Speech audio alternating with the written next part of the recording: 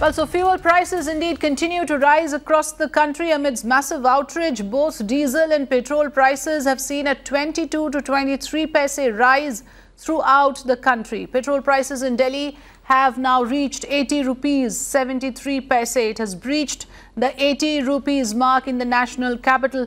Diesel prices sit at 72 rupees 83 paise per litre. In Mumbai, petrol prices have breached the 88 rupee mark for the first time.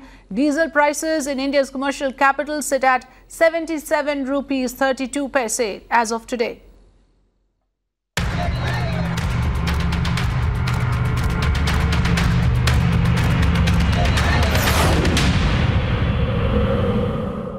And of course, this has sparked off massive protests now. These are protests that are being led by the Congress party and supported by various other parties. At least 5 other parties have also joined in the protest now. They are JDS, RJD, MNS, CPI and TDP. Several schools and colleges in Bengaluru have remained shut.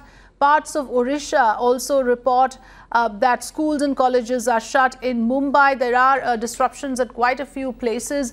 Those are pictures from the other locations, Hyderabad, Sambalpur, Visakhapatnam and Bhubaneswar. Sporadic incidents of violence have also been reported. In Patna, for instance, there is a rail roko and a number of locations and detentions also happening in Durgapur in West Bengal. Let us first get an update from Pramod.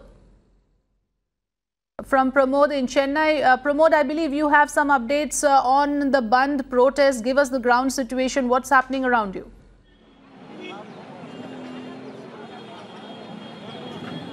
Well, it surely is, and as you could see on to my right side, people have started to assemble. This is the Tarapur Towers, and this is against the petrol and diesel price hike.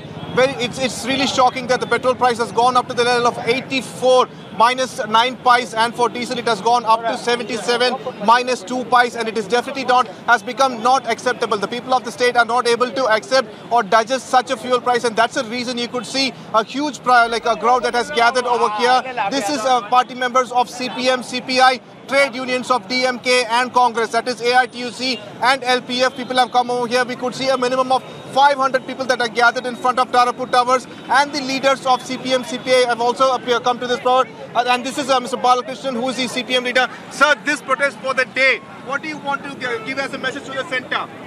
The centre must reduce the taxes on petroleum products, and immediately the petroleum product price must be reduced. Constantly it's being said that centre is asking the state to reduce the VAT. No, first of all, both centre and state should reduce the prices. How much are the people suffering?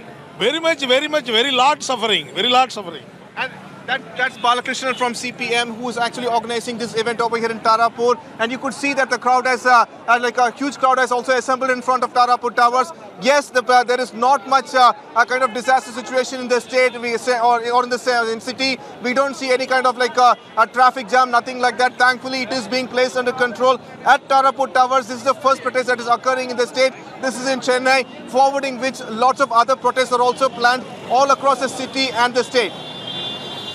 Right, so that's the situation as Pramod brings us as we speak right now in Chennai, and there are of course similar disruptions happening in other cities as well. Pramod, thanks for updating us. We have some more reactions coming in. Let's listen in to people on the ground.